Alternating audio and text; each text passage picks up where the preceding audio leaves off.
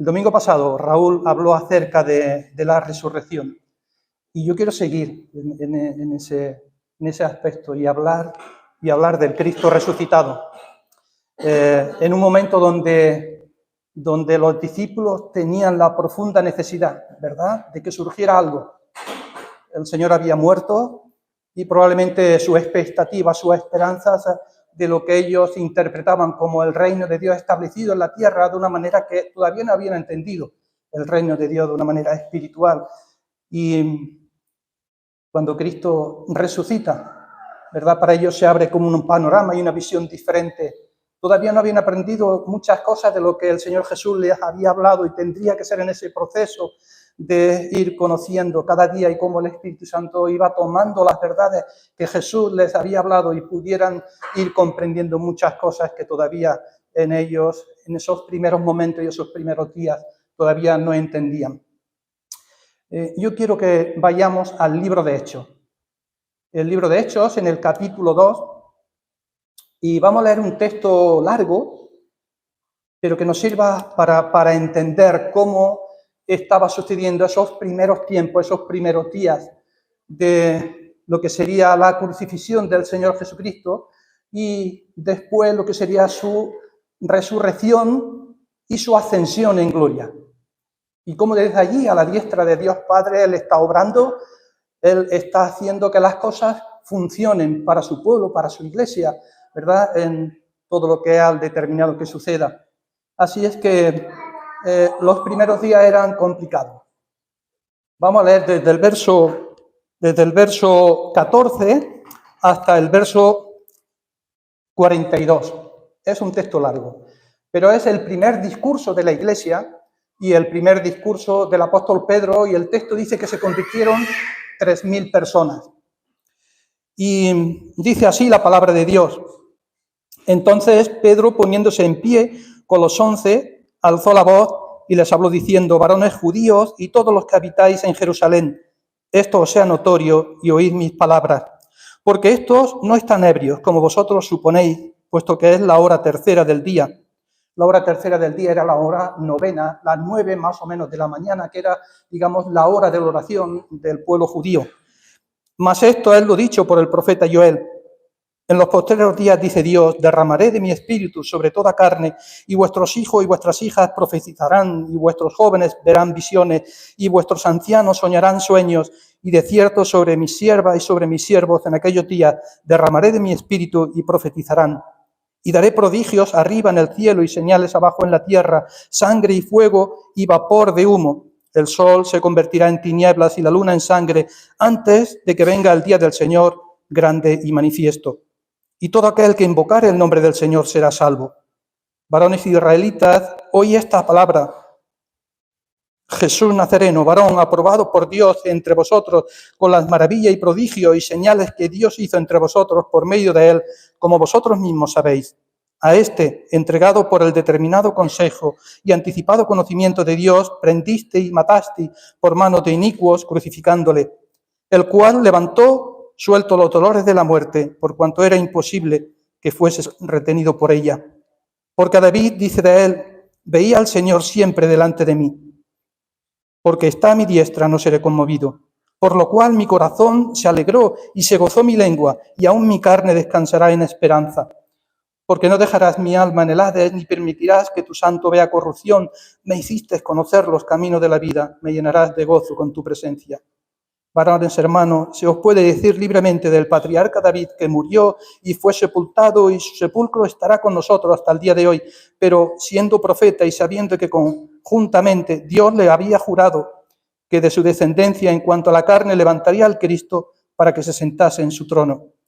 Viéndolo antes, habló de la resurrección de Cristo, que su alma no fue dejada en el Hades, ni su carne vio corrupción. A este Jesús resucitó Dios, de lo cual todos nosotros somos testigos. Así que, exaltado por la diestra de Dios y habiendo recibido del Padre la promesa del Espíritu Santo, se ha derramado esto que vosotros veis y oís. Porque David no subió a los cielos, pero él mismo dijo el Señor a mi Señor: siéntate a mi diestra hasta que ponga a tus enemigos por estrado de tus pies. Sepa pues ciertísimamente toda la casa de Israel que a este Jesús, a quien vosotros crucificasteis, Dios le ha hecho Señor y Cristo. Al oír esto se compungieron de corazón y dijeron a Pedro y a los otros apóstoles, varones hermanos, ¿qué haremos? Y Pedro les dijo, arrepentíos y bautícese cada uno de vosotros en el nombre de Jesucristo para perdón de los pecados, recibiréis el don del Espíritu Santo. Porque para vosotros es la promesa y para vuestros hijos y para todos los que están lejos, para cuantos el Señor nuestro Dios llamare. Y con otras muchas palabras testificaba y les exhortaba diciendo, sed salvos de esta perversa generación. Así que los que recibieron su palabra fueron bautizados y se añadieron aquel día como 3,000 personas y perseveraban en la doctrina de los apóstoles, en la comunión unos con otros, en el partimiento del pan y en las oraciones. Bueno, es un texto precioso, lleno de poder, de esperanza, de visión, de luz, el que Pedro aquí delante de multitud de gente, ¿verdad?, está dando. En el capítulo 1, ¿verdad?, allí los Hechos dice que en el versículo 8, dice, pero recibiréis poder cuando haya venido sobre vosotros el Espíritu Santo y me seréis testigos en Jerusalén, en toda Judea, en Samaria y hasta lo último de la tierra. Por tanto, en el verso 4 le estaba diciendo que debían de estar juntos y debían de esperar a la promesa del Padre. Debían de estar juntos ellos. Esto es algo importante, queridos hermanos.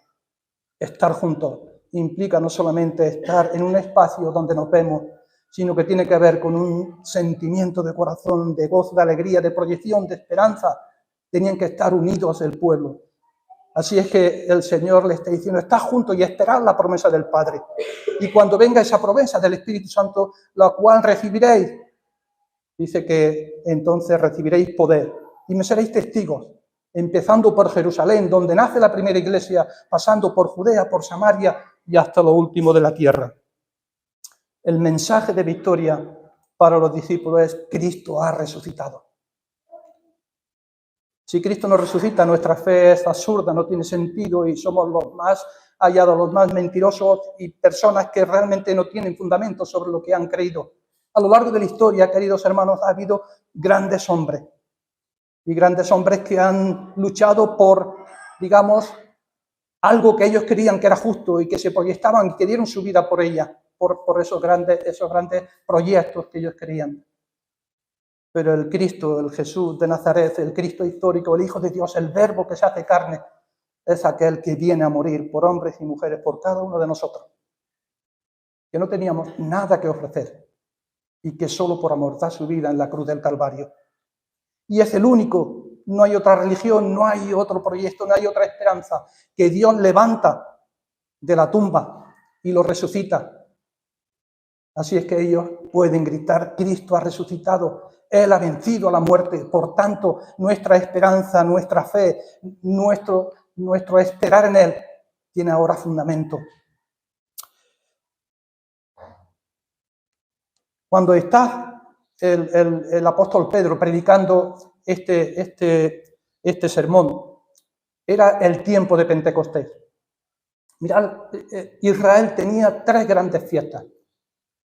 Era la fiesta de la Pascua, donde ellos celebraban la salida de Egipto y cada familia cogía un cordero, lo comían y con su sangre, ¿verdad?, pintaron los dinteles de las puertas y fueron librados del ángel exterminador y salieron con sus familias, con su ganado, a través del proyecto que Dios le había puesto en Moisés de llevarles a una tierra que fluiría leche y miel. Pasaron 40 años. Pero cada vez que ellos recordaban la Pascua, recordaban que Cristo, ¿verdad?, que Dios había hecho algo por ellos, sacándolos y liberándolos y llevándolos a una tierra de provisión. Más tarde, ¿verdad?, el apóstol Pablo dijo que nuestra Pascua, que es Cristo, ya fue sacrificada por nosotros. Cristo es la Pascua, es el Cordero que es inmolado y que da su vida por cada uno de nosotros para darnos libertad y llevarnos a una tierra de provisión, a una esperanza y a un futuro lleno de gozo y de esperanza y de alegría. Pero 50 días después ellos celebraban Pentecostés. Y Pentecostés tenía que ver con lo que era la fiesta de la primera cosecha del trigo, la cual ellos venían prosélitos, piadosos judíos de todos los sitios, y probablemente Jerusalén podría tener alrededor de 150.000 personas en aquel tiempo, ¿verdad? Y venían para ofrecer la primera cosecha, el grano de trigo. Y el sacerdote llevaba 2 panes con levadura y lo ofrecía a Jehová como gratitud de la cosecha que ellos habían recibido. Jesús fue ascendido a los cielos a los 40 días. Y el texto de capítulo 1 de Hechos dice que mediante hechos indubitables, es decir, mediante realidades que fueron marcadas históricas, porque Jesús se apareció a los suyos en el camino de Emaús. 1 Corintios 15 dice que se le apareció a más de 500 personas a la vez. Demuestran que Jesús vivió, resucitó y estuvo con sus discípulos con un cuerpo glorioso, transformado, pero pudieron verle, pudieron tocarle, pudieron ver que era realidad, que Cristo había resucitado.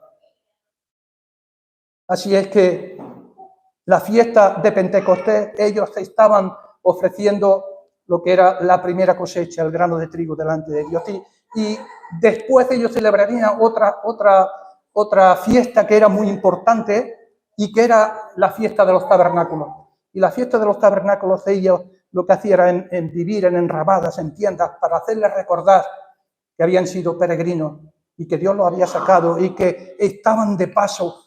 Su ciudadanía estaba en los cielos, diría después el apóstol, para demostrar que nuestra residencia aquí no es permanente, que estamos de paso. Y ellos estuvieron a lo largo de esos 40 años viviendo en tiendas y en enramadas.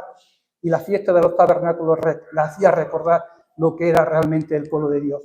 Un pueblo peregrino. Y hermano, estas 3 fiestas eran importantes. Antes hemos cantado la necesidad de no olvidar, porque somos muy tendenciosos a olvidar las cosas y lo que Dios ha hecho en nuestras vidas.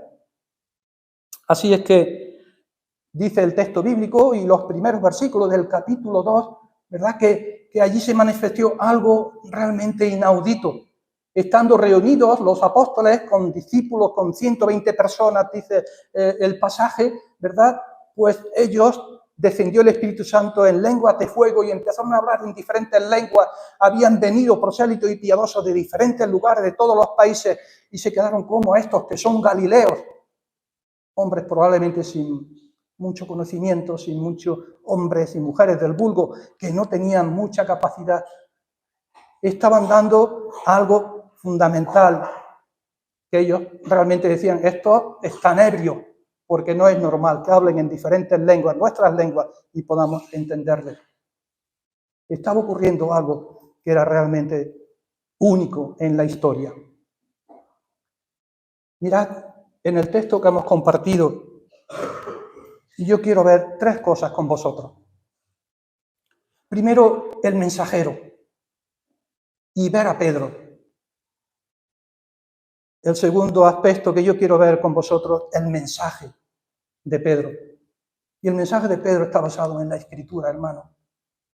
El mensaje siempre debe estar basado en la Escritura.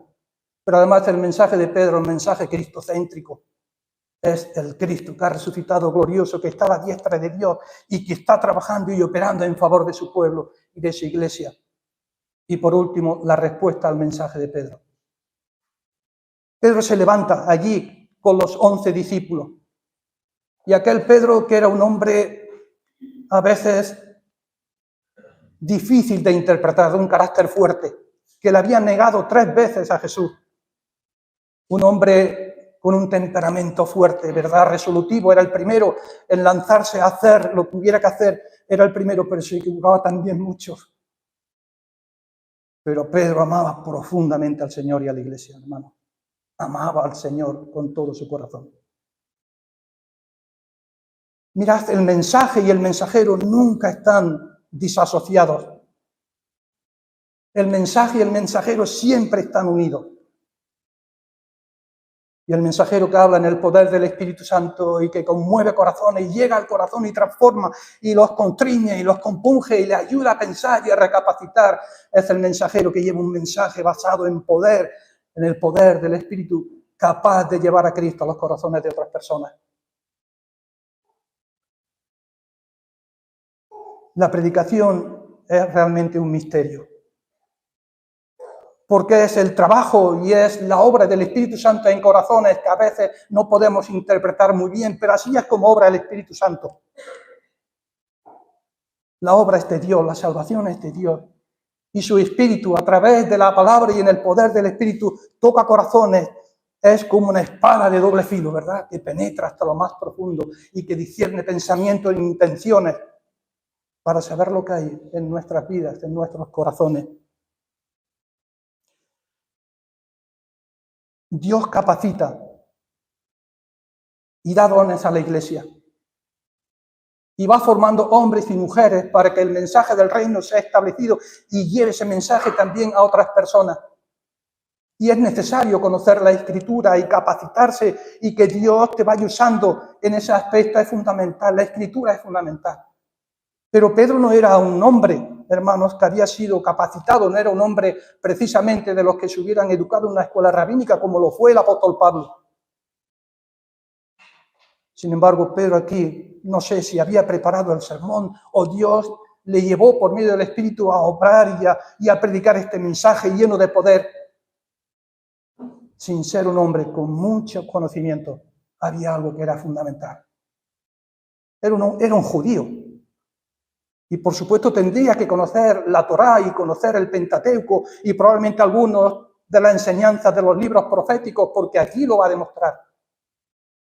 Pero sobre todo, hermanos, Dios usa hombres y mujeres débiles, sencillos, humildes, quebrantados de corazón. ¿Sabéis para qué? Para que el poder de Dios, para que la excelencia del Evangelio esté basada no en la sabiduría humana, sino en el poder de Dios. Dios usa lo que el mundo desprecia. Dios usa aquello que no es tan grande, tan elevado, pero que ama al Señor, que conoce al Señor, que tiene profundo interés por su reino, que ama a la iglesia y que quiere llevar el mensaje del Evangelio a otras personas. Así es que Pedro, hermano, lleno del Espíritu, lo que hace es basar su mensaje en la enseñanza de la Escritura. Y el apóstol Pedro lo que hace es coger 3 pasajes que probablemente todos aquellos prosélitos piadosos venidos de otros países, ¿verdad?, conocerían. Y uno de ellos es la profecía de Joel. Y 2 salmos que ellos también conocerían, el Salmo 16 y el Salmo 110. La profecía de Joel, hermanos, el profeta Joel es un profeta que hace lo que es una profecía y que tiene que ver con el juicio que Dios iba a traer sobre su pueblo por un pueblo Israel que había sido desobediente, irreverente, que había caído en infidelidad y como consecuencia iba a tener lo que era el juicio de Dios. Pero siempre las profecías, si os dais cuenta y vais a la Escritura, después de lo que es la sentencia y el juicio, siempre hay luz y hay esperanza. La mayoría de las profecías, hermanos, terminan así, terminan con luz y esperanza. No terminan con un juicio y aquí se acabó todo.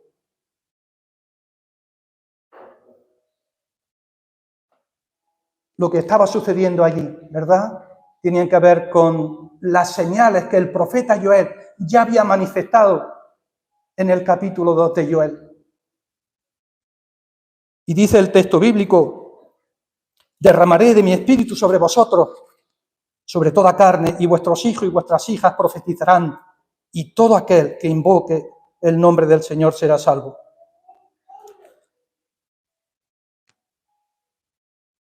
La profecía de Joel, hermano, es una profecía que tiene que ver con algunas otras profecías que tienen que ver con un cumplimiento presente, actual, pero también con un cumplimiento futuro que se dará en los últimos tiempos. Y la profecía de Joel tiene que ver con estas 2 premisas. Porque los postreros tiempos tienen que ver con lo que es el espacio de tiempo que va desde lo que es la venida del Señor Jesucristo en humildad hasta su regreso en gloria, donde Él juzgará a las naciones.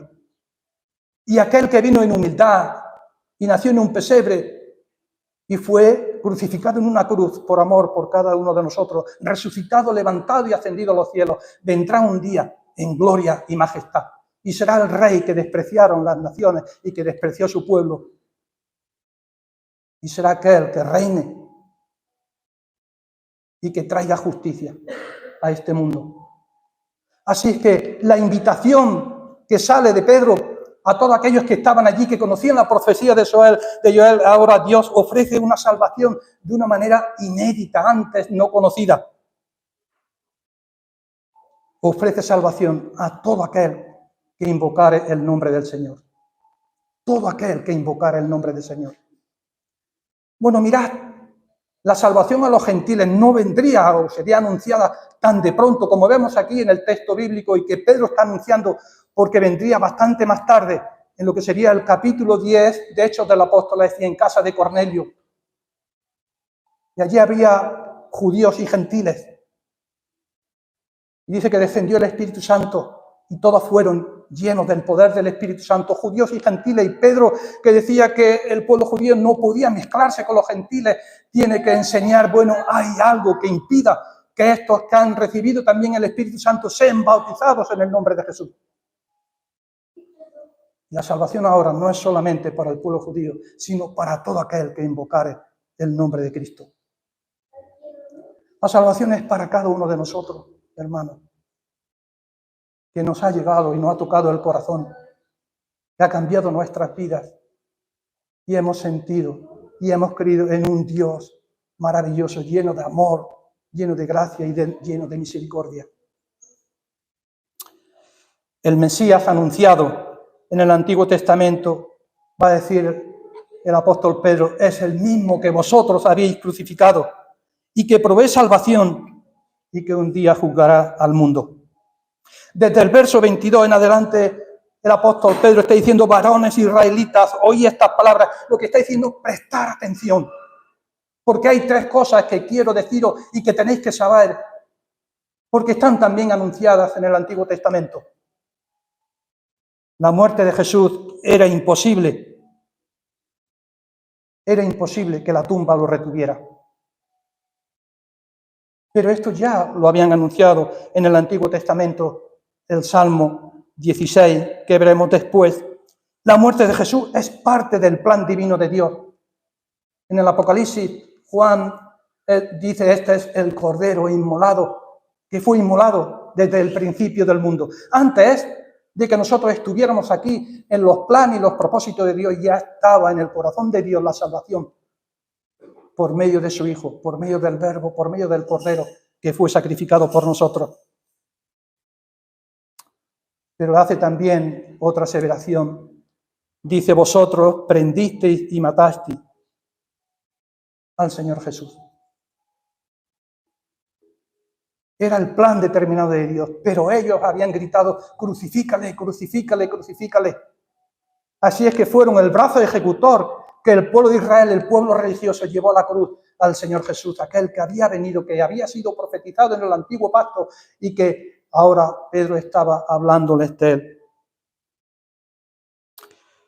David escribió el Salmo 16 de lo que sería su propia realidad y experiencia. Mirad cuando los escritos en los Salmos, los escritores, especialmente David, que tiene un montón de salmos, ellos escriben desde la experiencia de su propia vida, lo que están viviendo, lo que están experimentando, pero el Espíritu Santo le va llevando una cota mucho más elevada, probablemente que ellos sin saber le estaban hablando acerca de la persona del Señor Jesús, del Mesías, del Cristo.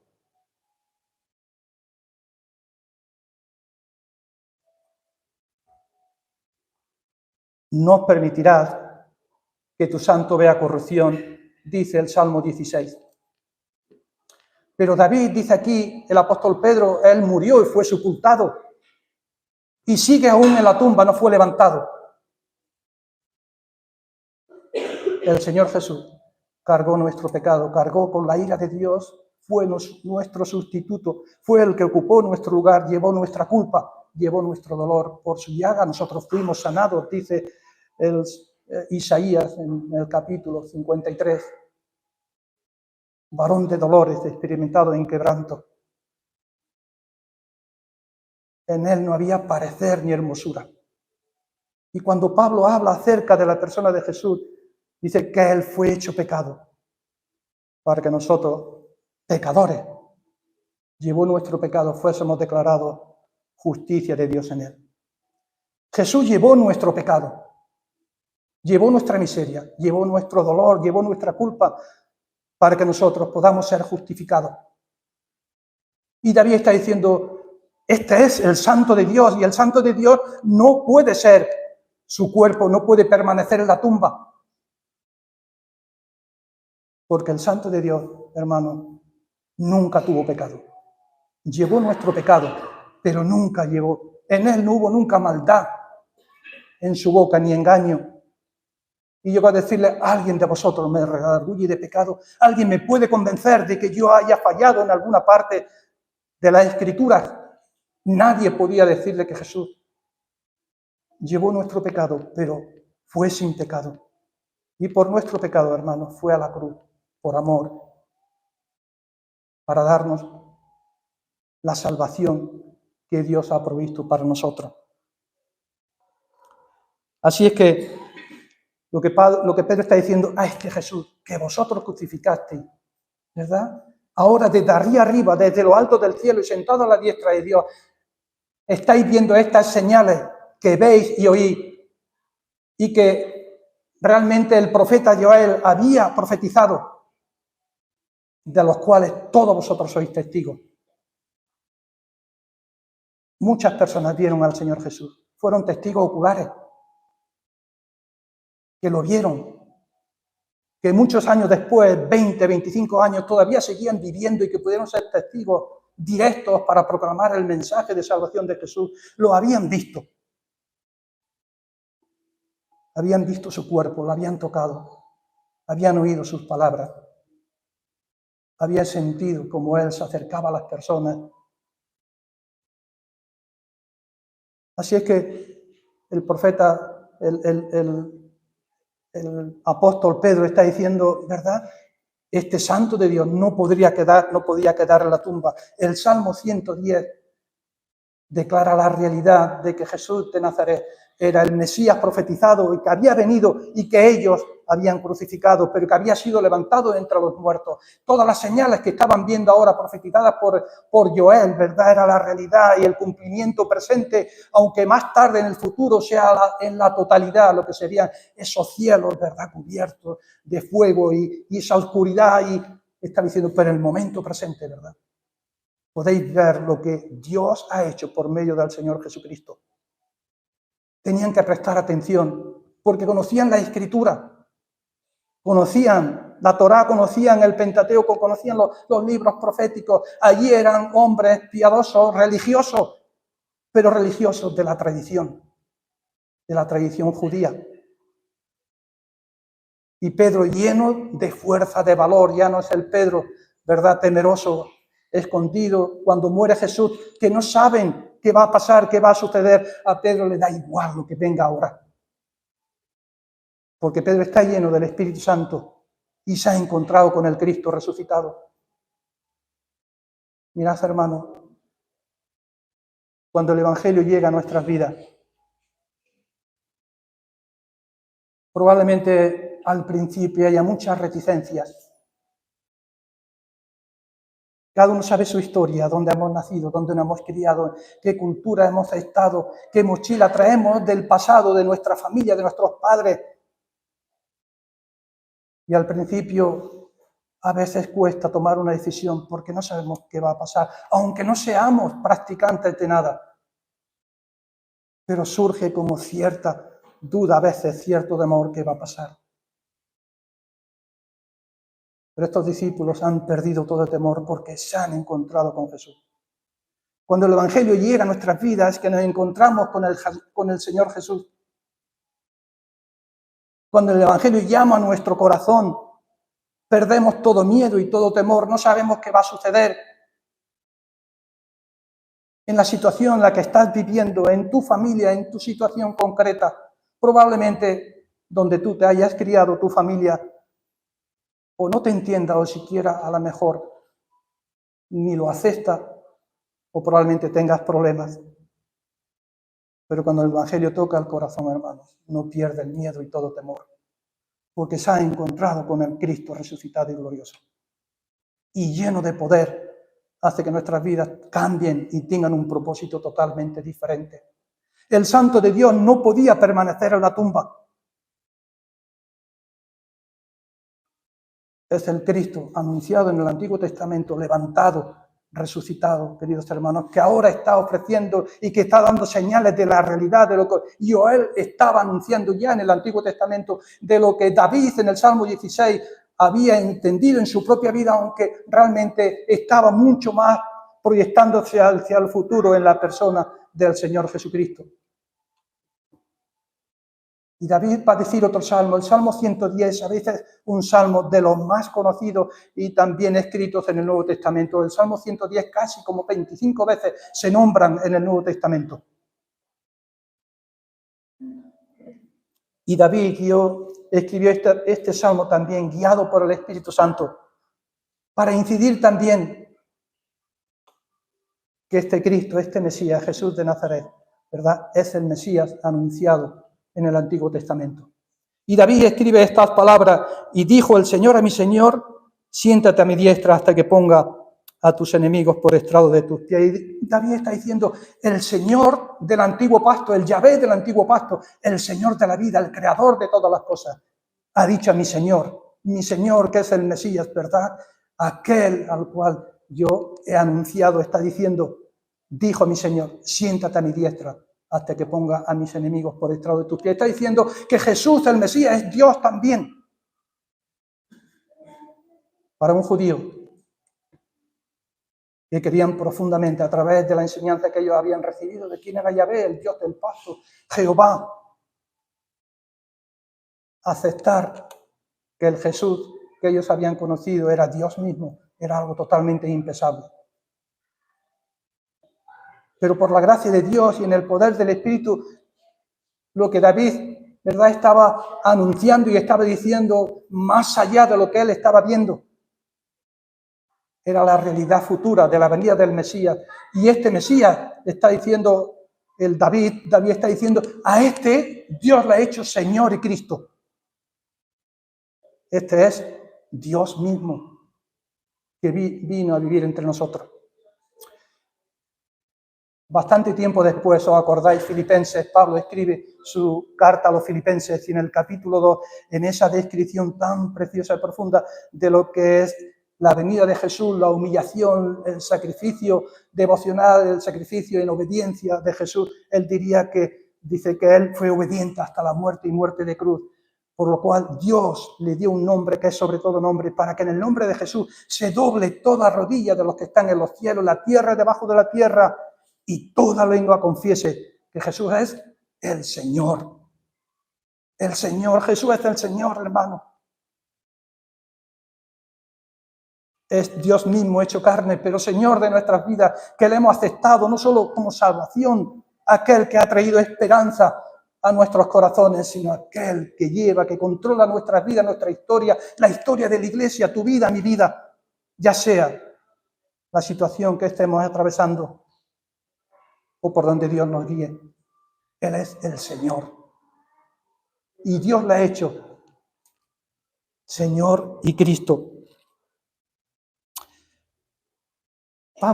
Pedro está diciendo, vosotros crucificasteis a este Jesús. Vosotros lo crucificasteis, lo llevasteis a la muerte, fuisteis el brazo ejecutor. Vosotros sois responsables de lo que habéis hecho. En el programa de Dios ya estaba establecido, a Dios no le pilló por sorpresa, pero vosotros le crucificasteis. Así es que ante la predicación del apóstol Pedro, basada en el Antiguo Testamento y que ellos conocían el profeta Joel, los Salmos 16 y 110, aquellos hombres piadosos de todos los tiempos, le dicen a Pedro y a los apóstoles, al oír esto, se compungieron de corazón y dijeron, ¿qué haremos? ¿Qué haremos? Cuando el Evangelio, hemos dicho, toca el corazón, hermano, hay una decisión que tenemos que tomar. ¿Qué haré? Tengo todavía dudas, todavía no lo entiendo todo muy bien, todavía a veces, pero hay una decisión, porque el Evangelio presenta a Cristo como el Señor de la vida y te presenta la realidad de tu propia vida, de que estamos alejados de Dios. Y sin Dios no hay esperanza, no hay realmente sentido de lo que estamos viviendo y hacia dónde nos proyectamos y hacia dónde vivimos. ¿Qué haremos? ¿Qué haremos con el Cristo crucificado, glorioso, ascendido? Mirad, la salvación es de Dios. La salvación no la podemos producir nosotros, porque no podemos hacer nada que Dios pueda ofrecer y sea algo valioso. Aún nuestras mejores obras son como trapos de inmundicia delante de Él. Así es que la salvación es una obra de gracia. Dios la provee y Dios la da. Pero tiene que haber una respuesta al mensaje del Evangelio. Y Pedro dice, arrepentíos y bautícese cada uno de vosotros en el nombre de Jesús. Y hay dos cosas que son fundamentales, queridos hermanos, en este aspecto. La salvación tiene que ver con estos dos aspectos que son cruciales y que están íntimamente unidos y que ocurren en el mismo momento que hemos oído al Evangelio, hemos oído el Evangelio y el Espíritu Santo nos está hablando de una manera profunda a nuestros corazones. El arrepentimiento es un cambio de dirección y de mente. Es decir, si antes estamos dándole la espalda a Dios, ahora le damos la cara y hay un deseo de volver porque estábamos separados de Él y no había posibilidad alguna de acercarnos a Él. El arrepentimiento siempre, hermano, siempre lleva dolor y tristeza por la realidad de nuestras vidas y de nuestro pecado. El arrepentimiento no es algo emocional que surge como consecuencia de que se nos presenta el Evangelio y hay una decisión alegre. Dios habla, toca nuestros corazones y nos hace ver que somos hombres y mujeres, primero antes de ser salvados, condenados. Que ninguno de nosotros, hermanos, todos estábamos muertos en delitos y pecados. Espiritualmente no había ninguna posibilidad de llegar a Dios. Y el Evangelio lo que hace es presentarnos a aquel que dio su vida y que pagó el precio y que llevó nuestro pecado y que llevó nuestra culpa.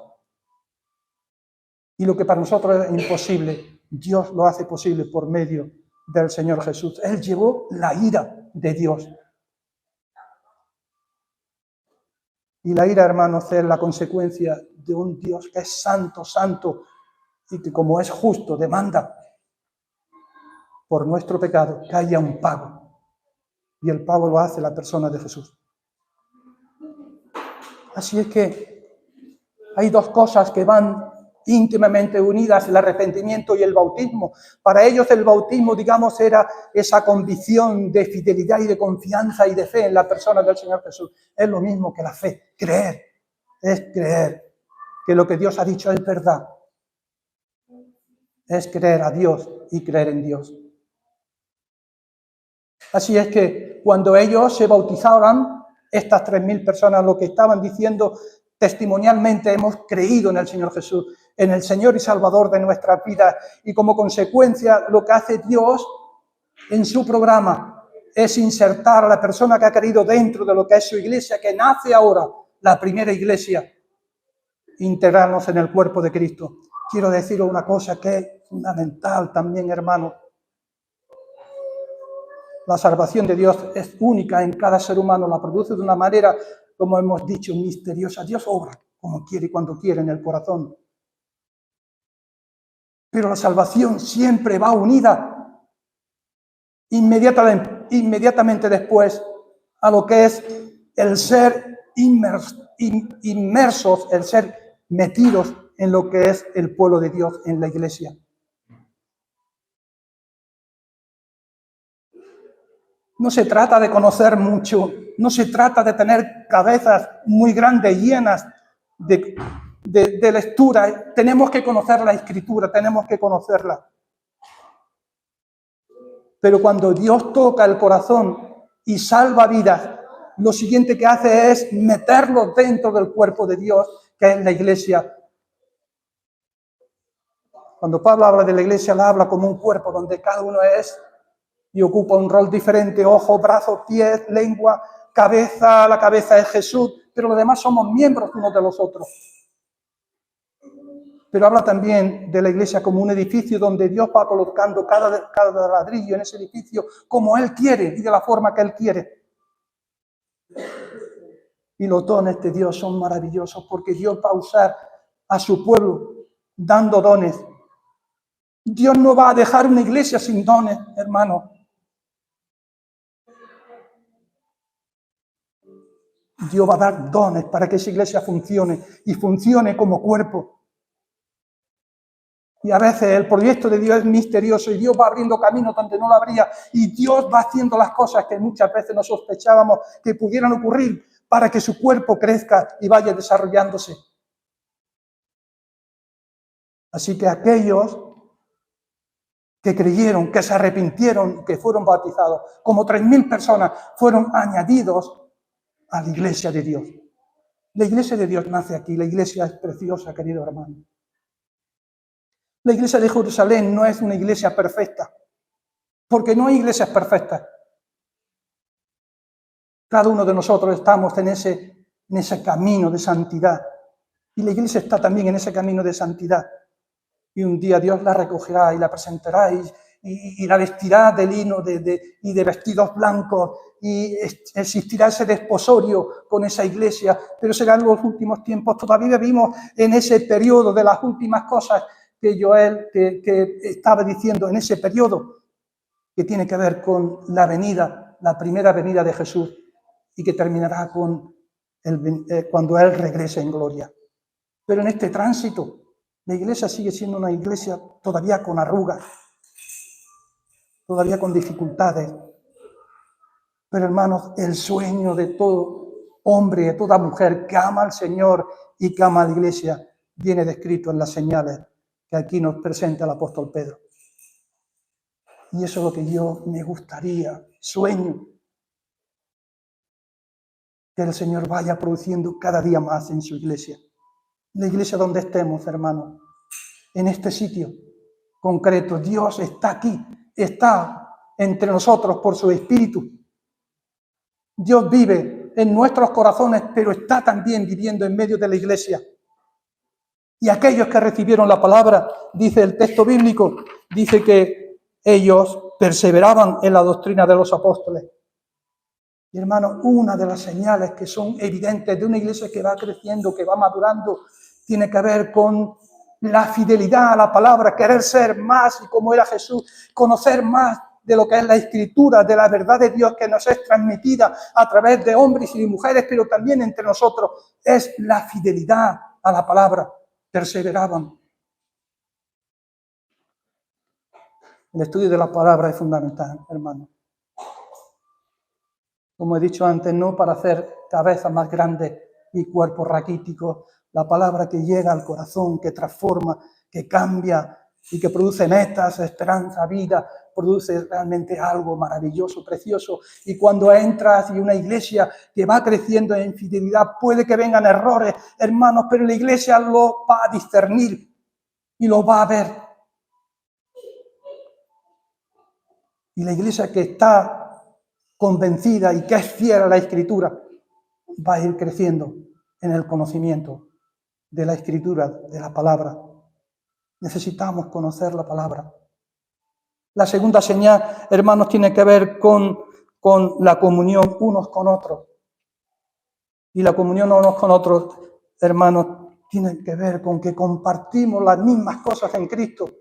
La misma fe, un mismo Señor, un mismo bautismo, pero compartimos también los mismos deseos de adoración, de alabanza. Cuando entro aquí y hay ese aire y esa sensación especial de gozo, de alegría, de amor, yo disfruto con todo mi ser.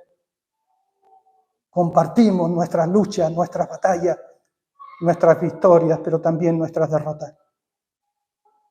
Compartimos el mismo medio deseo de comunicar el Evangelio a otros, porque amamos al Señor, pero amamos a la iglesia. Tener comunión unos con otros, coinonía, cuerpo, ¿verdad? De un cuerpo bien estrechado, donde cada uno de nosotros hace la labor que Dios ha puesto en nuestras manos y lo hace por amor al Señor y para su gloria. Perseveraban en el partimiento del pan. Tenía que ver con recordar al Cristo crucificado, muerto en la cruz, su sangre derramada por cada uno de nosotros, para que no te olvides, no olvidemos nunca. Cada vez que tomamos los símbolos, el pan y el vino, recordamos al Cristo crucificado, muerto y resucitado por nosotros, sangre derramada. Pero el Cristo que vive y que está pendiente de nuestra vida y desde lo alto sigue amándonos, sigue dirigiéndonos, sigue hablando por medio de su Espíritu. Era necesario que Él fuera llevado al cielo, es necesario que yo me vaya, decía el Señor, y que envíe el Espíritu Santo, envíe al Consolador, porque tomará de lo mío y os lo hará saber. Y Él tomará las verdades de Jesús que ellos habían oído tantas veces y las haría entender. Pero necesitamos no solamente conocer la Escritura, recordar quién es Jesús en nuestra vida. Finalmente perseveraban en las oraciones. La oración, hermano, es fundamental en la Iglesia.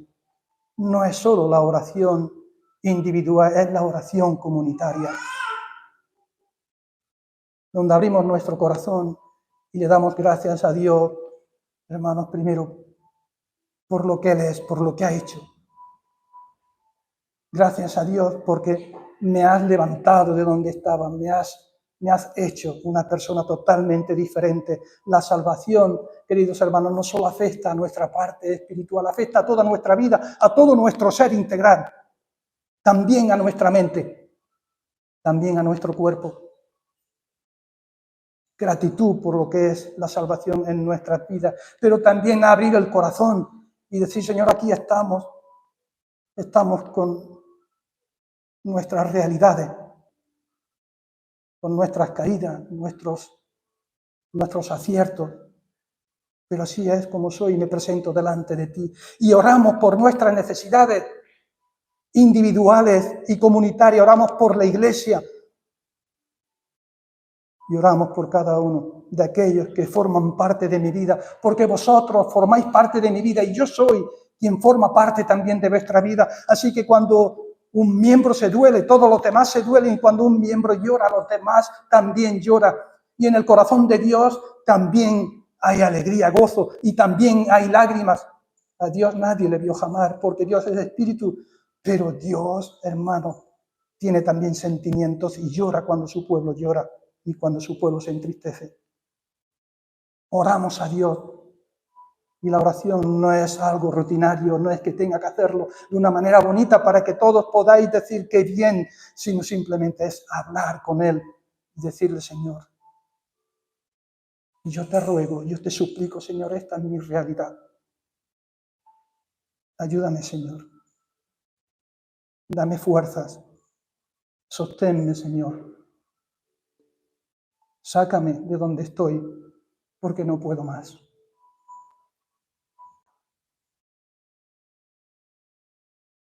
El mensaje de Pedro, hermano, es un mensaje de poder, lleno del Espíritu Santo. No era un predicador formado, probablemente, conocía como judío la Escritura, pero estaba lleno del poder del Espíritu Santo. Y se habían encontrado con el Cristo resucitado. Necesitamos, hermano, sentir, como mucho después diría el apóstol Pablo, ¿verdad? Estos que están aquí no están ebrios, están llenos del Espíritu Santo. Y Pablo diría, no seáis llenos de vino, sino sed llenos del Espíritu Santo.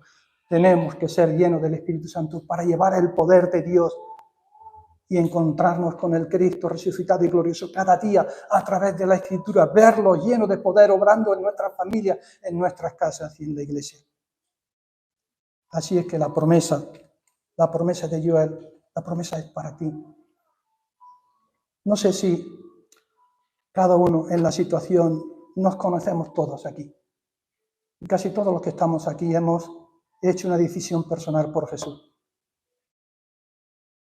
Pero si hay alguien que todavía no ha tomado esa decisión, el Señor Jesús te está llamando.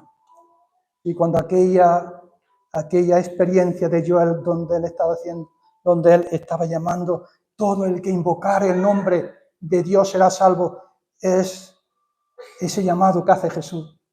Venid a mí, todos los que estáis cansados y cargados, y yo os haré descansar. ¿Cómo es tu vida? ¿Te sientes agobiado, cansado? ¿Te sientes realmente sometido a situaciones que muchas veces no sabes cómo salir de ellas? Venid a mí. La fe viene por el oír, y el oír la palabra de Dios. Todo aquel que confesare el nombre del Señor Jesús, el texto bíblico dice, será salvo. Porque con el corazón se cree para justicia y con la boca se confiesa para salvación. Pero hermano, aquí la mayoría hemos conocido a Jesús. Y para nosotros, querido hermano, que nunca podamos olvidar estas señales de esta primera iglesia. Probablemente, como muchos le han llamado, el modelo de iglesia que todos quisiéramos que fuera la realidad en la cual nos movemos y la cual sentimos y nos proyectamos. Una iglesia, hermano, que perseveraba en la palabra, afianzado en la palabra, conociendo al Dios de la palabra, no solamente la Escritura, sino conociendo a ese Dios que nos habla a través de la palabra para que la palabra se haga viva y real en nuestras vidas. Que tenían comunión unos con otros, compartiendo las mismas cosas de Cristo en el proyecto del gozo, la alegría de proyectarnos hacia adelante, de estar juntos en los buenos momentos y en los malos momentos, que oraban unos por otros. La oración individual es necesaria y es fundamental. Y oramos no solamente como un tiempo determinado que buscamos en nuestras vidas para encontrarnos con Dios.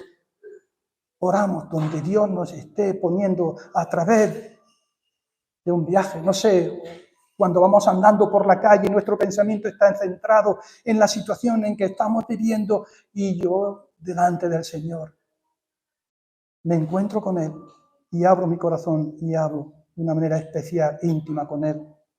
Pero la oración comunitaria es fundamental. Abrir nuestros corazones y expresarnos delante de Él. Y ellos permanecían en lo que era la realidad del partimiento del pan y del vino. Para no olvidar que lo que Dios hizo por nosotros, hermanos, debe estar presente en nuestra vida. Así que aquellos que oyeron a Pedro dijeron, ¿qué haremos? Arrepentíos y bautizaos en el nombre del Señor Jesús. Pero para nosotros, hermanos, permanezcamos en la enseñanza de la Escritura, en la comunión, en las oraciones y en el partimiento del pan.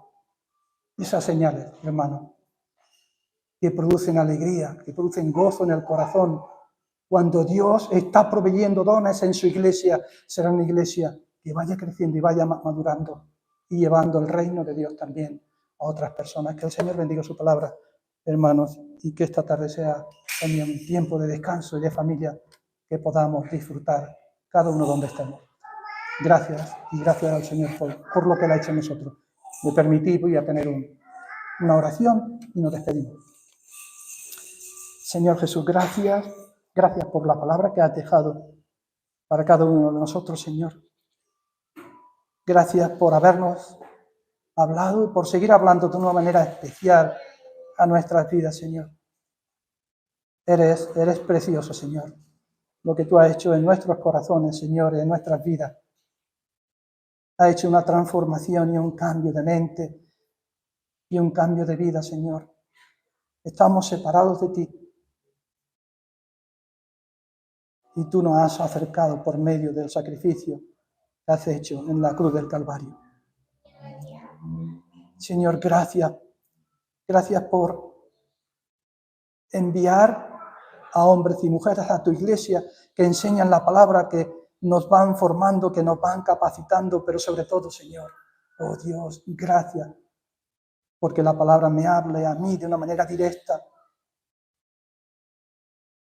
Y gracias, Señor, por saber que tú eres el Señor de la vida, el Señor y Salvador de nuestras vidas, Señor.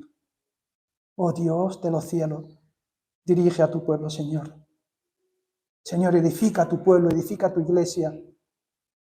Haz lo que tengas que hacer, Señor. Usa tu poder, Señor, y haz lo que tengas que hacer. Pero edifica a tu pueblo para tu gloria y para tu honra. Y para que tu reino sea extendido y más personas puedan llegar a conocerte, Señor. Gracias te damos en el nombre de Jesús. Amén.